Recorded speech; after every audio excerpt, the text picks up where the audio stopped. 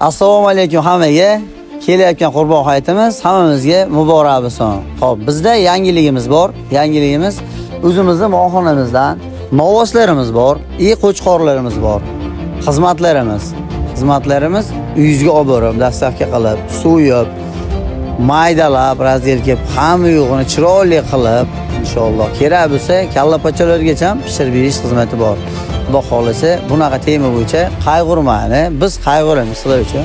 Go'shtli tema bo'yicha xizmatlarimizdan foydalanish uchun aloqaga chiqaverasizlar. Aka-uka go'sht markazi doim xizmatda, podдержка qilib tursangiz bo'ldi, xo'sh, charchamaymiz. Sog' bo'ling.